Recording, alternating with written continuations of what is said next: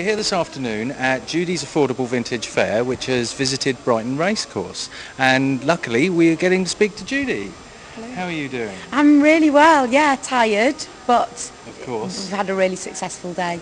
Now you do this in, you're saying now 20 cities? 20 is it now? cities in the UK, from Glasgow all the way down to Brighton. Wow. So we're busy.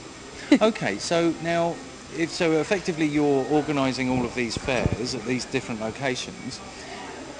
Is it that a lot of the traders are following you around, or are they local traders in each different venue? We try and get a really good mix, so we have local traders coming, because of course we can't forget the local people of every city we go to, but a lot of them do every fair with me. Really? So we're like a big travelling vintage family. That must be amazing. It is, we all know each other, we bicker like family as well. Okay. But yeah, we love it, and some people have actually given up the day job to come on the road and come and do vintage fairs. Yeah, absolutely. Excellent. Okay.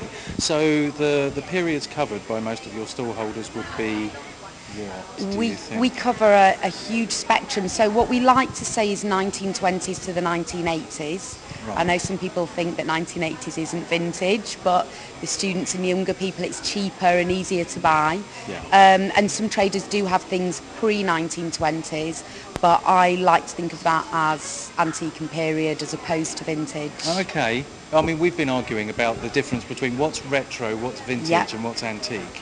We all have our own views on that. I mean, yeah. for me, anything between 15 and 25 years old is retro.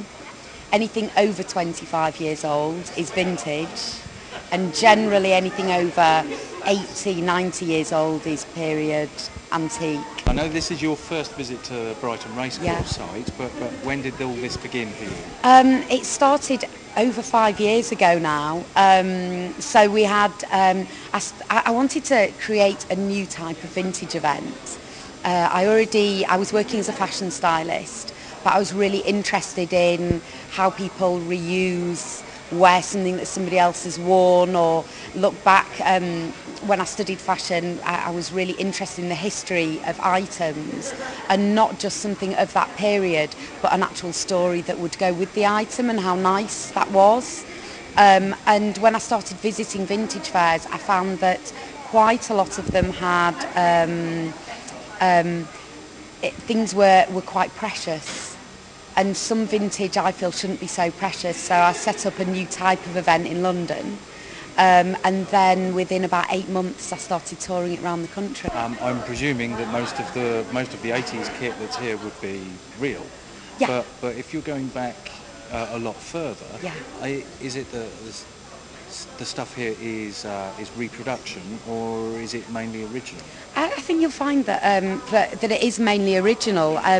What we say to our traders is make it affordable, but we don't ever want anybody to be ripped off. So we do stall checks, and the people that we have here as traders, they do know what they're talking about.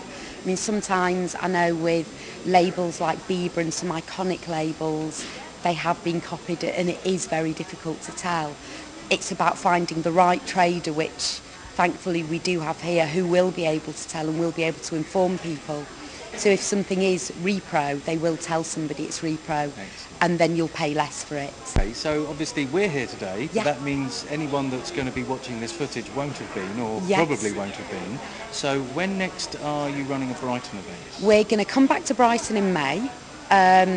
Because this was our first one, we really needed to get the feedback from people and see how people took it. And what we've decided to do is put lots more fashion in this big room, and we're going to have a big homewares and furniture section in the other room.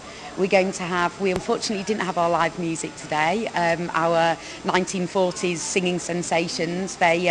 Fortunately one of them was poorly, but hopefully next time we'll have more music, more things going on. We'll be back in May.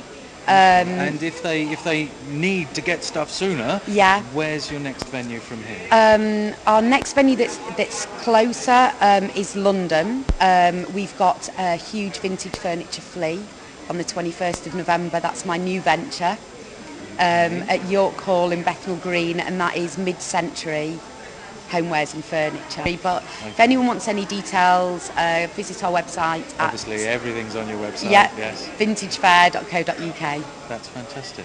Okay, Judy, All right. I'll let you get Yeah. back to taking money Thank from you. people. Thank you very Thank much you. for your time.